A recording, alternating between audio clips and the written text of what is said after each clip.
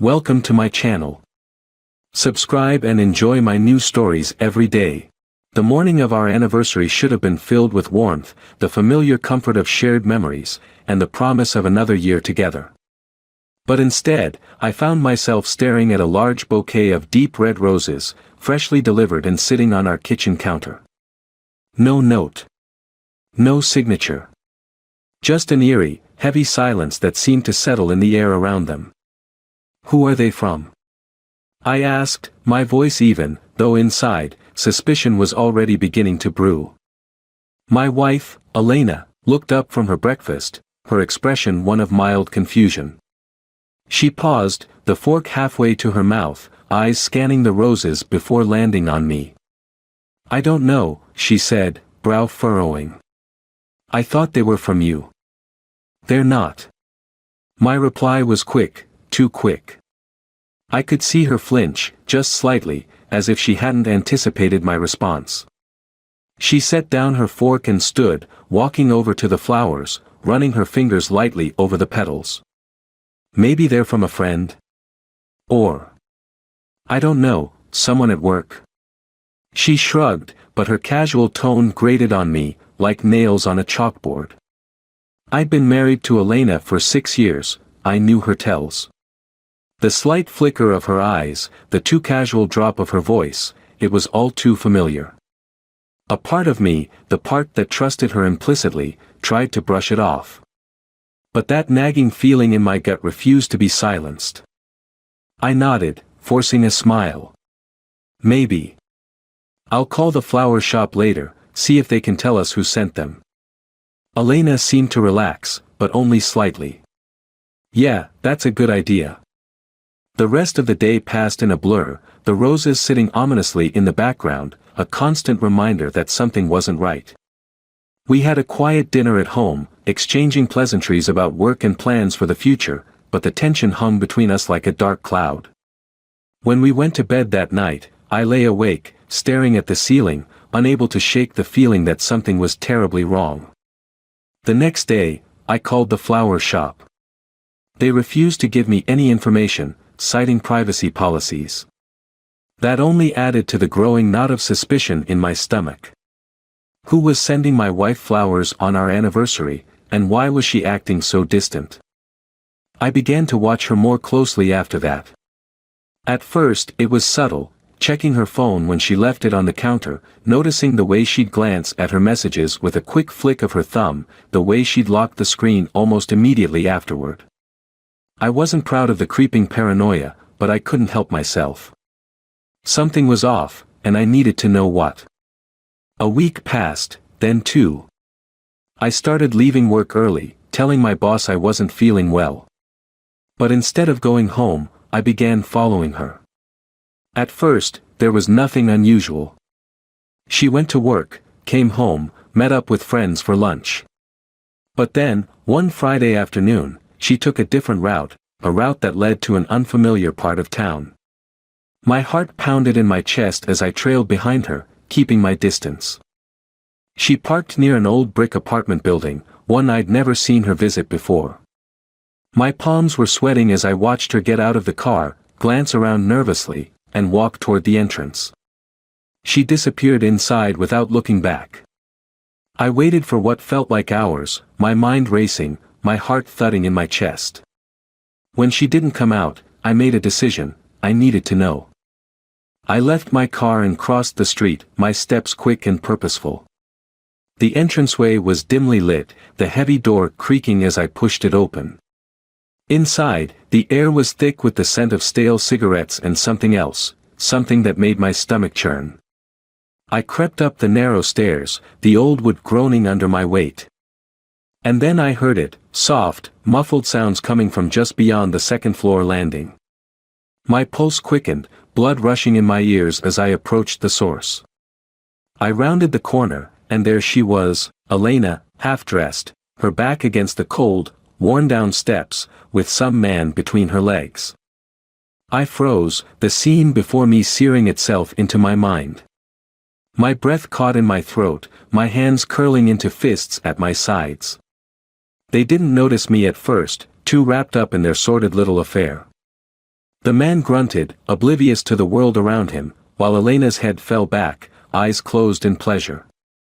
A strangled sound escaped my throat, and they both looked up. Elena's eyes went wide with shock, her body stiffening as she pushed the man away, scrambling to cover herself. But it was too late.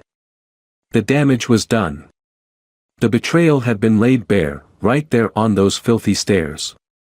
She opened her mouth to say something, but no words came. The man stood, zipping up his pants, glancing between us with a look of pure panic. He muttered something about leaving, then bolted down the stairs, disappearing before I could even register his face. Elena stood there, clutching her clothes to her chest, her eyes wide and filled with fear. I can explain, she whispered, her voice trembling. Explain. I laughed bitterly, the sound harsh and ugly in the quiet of the stairwell. Explain what, Elena? That you've been screwing some guy behind my back. On our anniversary, no less. She shook her head, tears welling up in her eyes. It wasn't like that. Don't, I snapped, cutting her off. Don't insult me with lies. For a moment, she just stood there, trembling, tears spilling down her cheeks. But I didn't care. The rage inside me was like a wildfire, consuming everything in its path. All the trust, the love, the years we'd spent building a life together, it all went up in flames in that moment. I turned and walked away, leaving her there, half naked and sobbing on the stairs. I didn't care what happened to her. I didn't care about anything anymore. As I drove away, my mind raced with thoughts of revenge. This wasn't going to end with just a divorce. No, Elena had made her choice, and now she was going to pay for it. I was going to break her, ruin her life the way she'd ruined mine. I smiled grimly as the plan began to form in my mind. This was just the beginning. The drive back home feels like a blur, my knuckles white as I grip the steering wheel. My mind is buzzing, replaying that grotesque image of Elena on the stairs, tangled with some man whose face is already fading from my memory. But her face, her wide, tear-filled eyes, won't leave my mind. They haunt me, mocking me with the memory of her betrayal. I've never felt this kind of rage before. It's cold, methodical, calculated. The house is quiet when I pull into the driveway, as if it hasn't been touched by the chaos of my crumbling marriage. I sit in the car for a few moments, collecting my thoughts, letting the fury simmer beneath the surface. The plan is forming, taking shape with each passing second. Elena thinks I'll just leave her, that I'll storm out, file for divorce, and let her get away with this. But no, there's no way I'm letting her off that easily. When I step inside, the silence is suffocating. The bouquet of roses still sits on the kitchen counter, their vibrant red petals mocking me, a symbol of something I didn't see coming.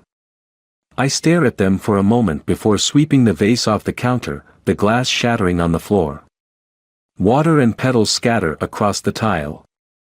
A fitting image of the wreckage that's become my life. It's late by the time Elena finally walks through the door. I hear her keys jingle as she tries to slip inside quietly, as if she can avoid me. My blood boils at the thought. She steps into the living room, her eyes darting nervously to where I'm sitting in the armchair, waiting. The tension between us is thick, suffocating, as her gaze shifts from me to the shattered vase on the kitchen floor. She doesn't say anything at first. Her face is pale, her makeup smeared, her hair messy from the encounter with that stranger. I can still see the shame in her eyes, but there's something else too, fear. She knows. She knows I saw everything, that I know everything. Where were you? I ask, my voice eerily calm. Her breath hitches. I went out for a drink. I needed to think. A drink. I let out a hollow laugh. You needed to think. She swallows hard, her hands trembling as she sets her bag down. It wasn't what you think. Wasn't it? I stand up slowly, the anger building beneath the surface. Because what I saw looked pretty damn clear, Elena. She flinches at the sound of her name. Please, just let me explain. It was a mistake. I never meant for it to happen. A mistake. I stepped toward her, the fury bubbling over now. You've been meeting him for weeks, haven't you? How long has this been going on, Elena?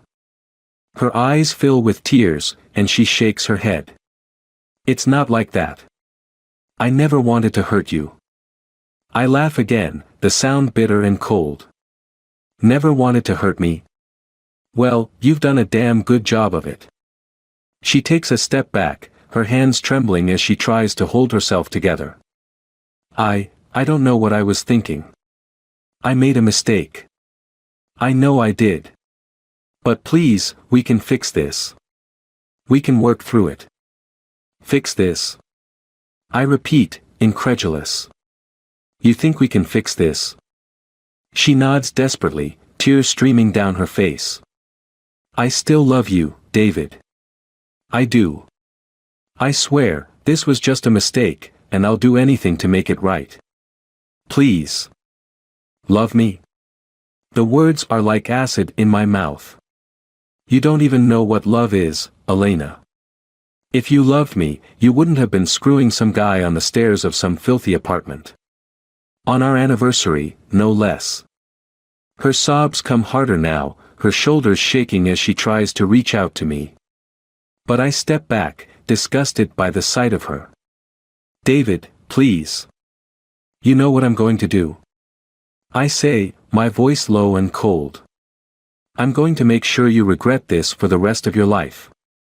She freezes, her tear-filled eyes widening. What do you mean? I smile darkly, the plan already forming in my mind. You'll see. You think you can just walk away from this? From me? No, Elena. You've just signed up for a nightmare. I'm going to ruin you. Her lips tremble, and she takes a step back, fear flashing in her eyes. David, don't do this. Please. I made a mistake, but we can still fix this. We can still. There's no fixing this, I cut her off, my voice harsh. You think I'm just going to forget what I saw? You think you can cry your way out of this? She stares at me, her face pale and her tears drying on her cheeks. The realization is starting to sink in for her now. She knows I'm not bluffing. She knows I'm serious. You're going to lose everything, I continue, my voice calm, calculated. Your job, your friends, everything. And by the time I'm done, you'll wish you had never met me. She opens her mouth to speak, but no words come out. She's shaking now, her whole body trembling with fear. David, please. I stepped closer, towering over her. I trusted you. I gave you everything. And this is how you repay me? With lies and betrayal? She crumbles, falling to her knees in front of me, sobbing uncontrollably. I'm sorry, she chokes out between sobs. I'm so sorry. But her apologies fall on deaf ears. I've already made up my mind. This isn't about forgiveness. This is about retribution. You'll be sorry, I say, my voice quiet but laced with venom. You'll be sorry for the rest of your life. I turn and walk out of the room, leaving her there on the floor, broken and sobbing. I can't stand to look at her anymore. I can't stand the sight of the woman I once loved, the woman who's destroyed everything we built together. As I leave the house, slamming the door behind me, I feel a strange sense of calm wash over me. The plan is set. I know what I have to do now. It's not enough to leave her. She has to pay. She has to feel what I'm feeling. Every ounce of betrayal, every stab of pain, she'll feel it tenfold.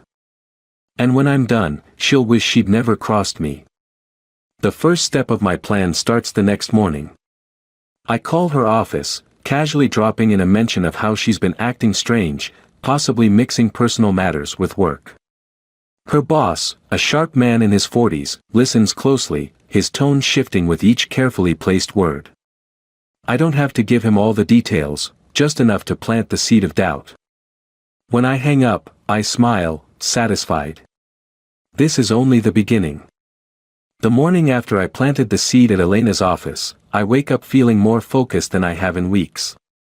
The sun filters through the curtains, casting a pale glow across the bedroom, but I barely notice it. My mind is already racing with the next steps. The rage from the night before still simmers, but now it's sharpened, controlled. Every betrayal needs retribution, and mine will be precise. Calculated. Elena is still asleep beside me, her breathing soft, oblivious to what's coming. I study her face, so peaceful, so unaware, and it makes my blood boil all over again. She looks like the woman I fell in love with, but I know now that it was all a lie. The betrayal runs deep, and I've decided she won't get away with this. Slipping out of bed, I grab my phone and walk into the living room, pulling up the number of the private investigator I'd contacted a few days ago. His name is Frank, a grizzled man with a reputation for digging up dirt on people like Elena. I need more ammunition, something more than just catching her in the act. When Frank picks up, his voice is gruff, as if he's been up all night. Yeah. It's David, I say, keeping my voice low. Any updates? There's a pause, the sound of him shuffling through papers on the other end. Yeah, I've been tailing her like you asked. She's meeting the guy at that same apartment twice a week. Always the same time. Last night wasn't the first time. I already knew it, but hearing it again feels like another punch to the gut. What else? Frank hesitates. I dug into the guy. Name's Kyle. He's a lawyer, but not a clean one. Caught up in a few shady deals, nothing public yet, but it's bad enough if you know where to look. Kyle. So, that's his name. I'd only caught a glimpse of him on those stairs, but now, armed with more information, I can feel the pieces falling into place. This isn't just some random fling, this is bigger. A man like Kyle has weaknesses, vulnerabilities. Send me everything you've got, I tell Frank. And keep watching her. Will do, Frank replies before hanging up. I stare at my phone for a moment, then start scrolling through my contacts, fingers hovering over Elena's boss's number again. Yesterday's call was just to get his attention, to make him start questioning her. Today, I'll fan those flames. I dial, and he picks up on the third ring. Mark Swanson, he says curtly, the early hour giving his voice a rough edge. Mark, it's David, Elena's husband, I begin, injecting just the right amount of hesitation into my tone. I wanted to follow up on our conversation yesterday. I didn't mean to overstep, but I'm worried. Mark sighs, and I can hear him adjusting in his chair. David, listen. I appreciate your concern, but Elena is a professional. I'm sure whatever personal issues she's dealing with aren't affecting her work. That's the thing, I say quickly, seizing the moment. She hasn't been herself lately. Staying out late, acting distant. I didn't want to bring it up, but I've heard rumors. I'm not saying she's doing anything wrong, but I thought you should know. There's a long pause on the other end, and I can feel Mark weighing his options. He's not a man who likes scandal. If there's even a hint of something that could tarnish his firm's reputation, he'll act. I'll look into it, he says finally, his voice tight. But David, this is the last time we'll have this conversation, understand? I won't tolerate gossip. Of course, I say smoothly, smiling as I hang up. It's subtle, just enough to make him start watching her closely. Elena's been climbing the ladder at work, impressing people, gaining trust, but all it takes is one slip, one moment of doubt, and her reputation will be shattered. I slip my phone back into my pocket and head for the kitchen, pouring myself a cup of coffee. The familiar routine does nothing to calm the storm brewing inside me, but it gives me time to think. I'm playing the long game now. Elena will fall, but she'll fall slowly. Painfully. Just as I'm settling into the quiet, I hear soft footsteps behind me. I don't turn around, but I can feel her presence in the room, lingering like a shadow. Elena moves cautiously, like she's still afraid of setting me off after last night's confrontation. "Morning," she says quietly, her voice uncertain. "Morning," I reply without looking up, sipping my coffee. She hovers by the counter, probably trying to gauge my mood. "About last night." She starts, but I cut her off. "I don't want to talk about it," I say flatly. "Not now." Her shoulders slump in defeat, but she doesn't push. She knows I'm still angry, still hurt. I can feel her watching me, waiting for some kind of signal that things might be okay again. But they won't be. Not ever. "I'm going to work," she says after a long silence, grabbing her keys from the counter. "We'll talk later." I don't answer, just nod, still focused on my coffee. She hesitates for a moment, then walks out the door, leaving me alone with my thoughts. As soon as she's gone, I get to work. I pull out my laptop, sifting through the information Frank sent me. Kyle's face stares back at me from the screen, his smarmy grin making my skin crawl. I read through his financials, his connections, the questionable clients he's been dealing with. There's enough dirt here to bury him if I play my cards right. I spend the next hour crafting an anonymous email, attaching the most incriminating evidence I have on Kyle. I send it to a contact I have in the media, a journalist who loves a good scandal. It's risky, but it's part of the plan. Once Kyle is in the spotlight, everything Elena's been doing with him will come to light. Her name will get dragged through the mud along with his. Satisfied, I lean back in my chair, the wheels already turning. This is the first step, exposing her affair publicly, ruining her reputation at work. The rest will follow. By the time Elena comes home that evening, I'm calm, composed, and ready for the next phase. She walks in cautiously, her eyes flicking to me as if she's waiting for another outburst. "Hey," she says softly, setting her bag down. "Hey," I reply, standing up from the couch. "We need to talk." Her face pales slightly, but she nods, sitting down on the edge of the sofa. "Okay. What about?" I sit across from her, meeting her gaze. "About us. About everything." She takes a deep breath, bracing herself. "I know I hurt you, David. I've made a huge mistake, and I don't know how to fix it. But I want to try. I don't want to lose you." I watch her carefully, searching for any sign of sincerity. She looks broken, her once confident exterior crumbling, but I don't trust it. Not anymore. "I don't know if this can be fixed, Elena," I say, my voice measured. "You broke something between us. Trust." Her eyes fill with tears, and she looks down at her hands. "I know. I'm so sorry." The silence stretches between us, thick with tension. I let her sit in it, let the weight of her actions sink in. She doesn't know that her whole world is about to come crashing down around her, that the first blow has already been struck. "I need time," I say finally, standing up. "And I need space." Elena nods, wiping at her eyes. "I understand." But as she sits there, looking lost and vulnerable, I know she doesn't understand at all. Not yet. By the time she realizes what's happening, it'll be too late. The pieces are already in motion. And when they fall, she'll have nothing left.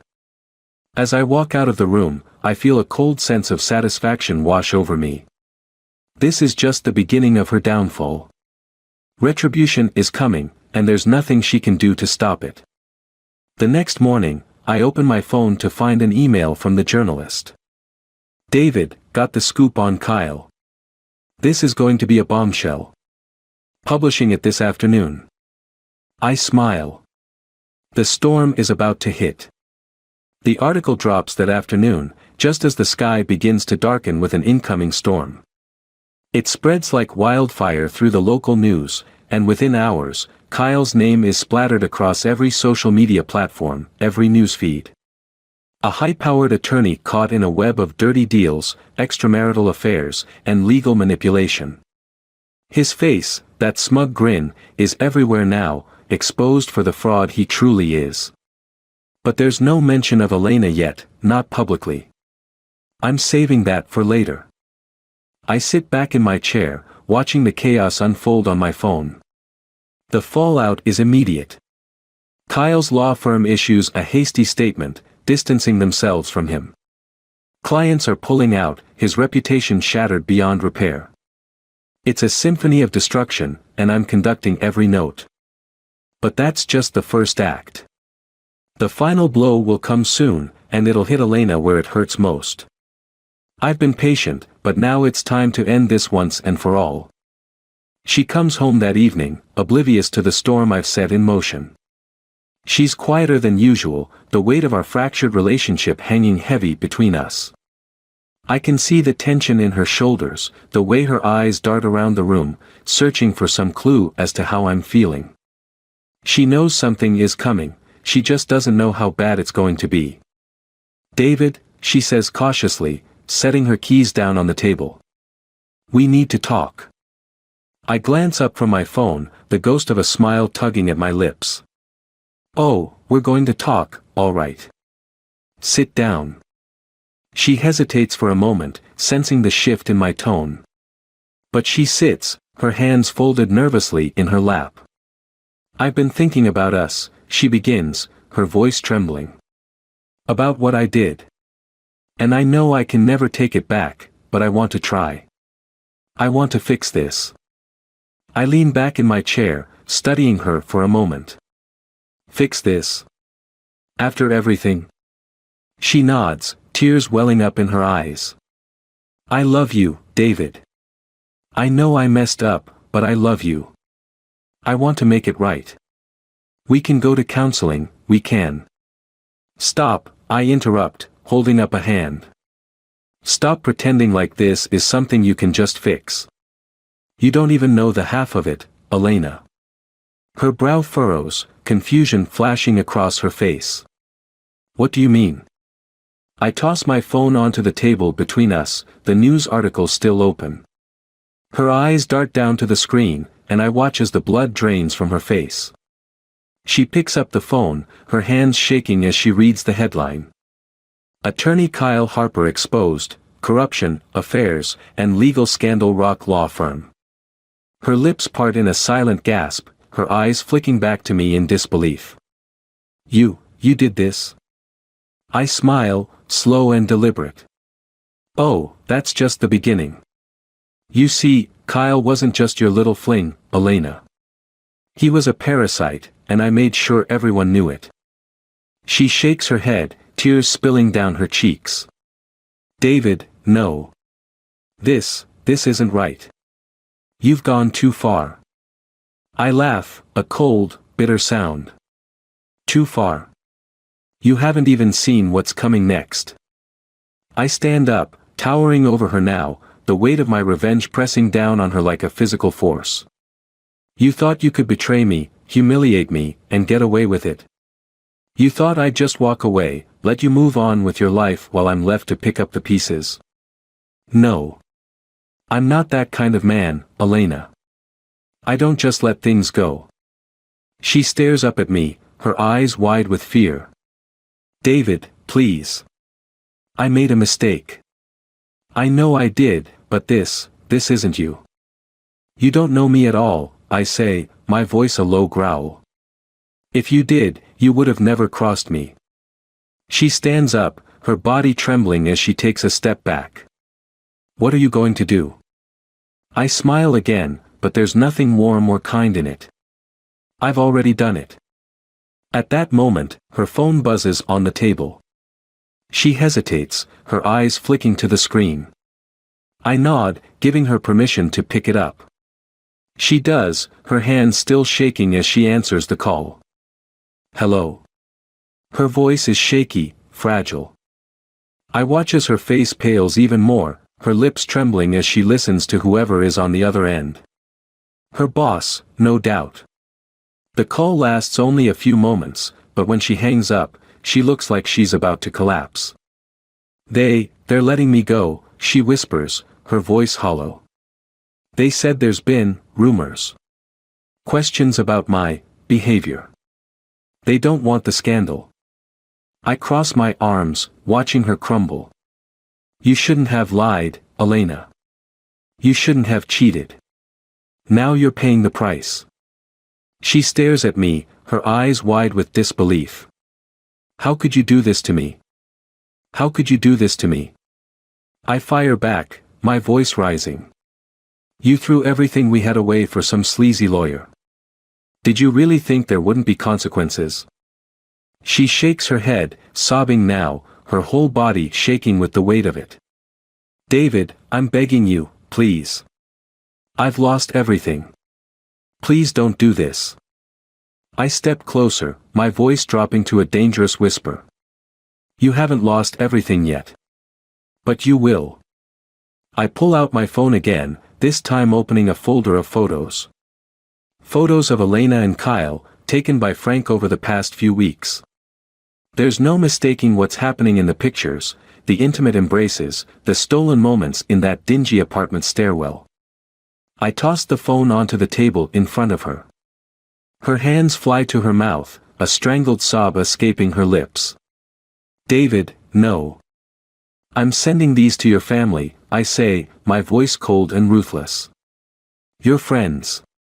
Everyone you know. By the time I'm done, there won't be a single person in your life who doesn't know what you've done.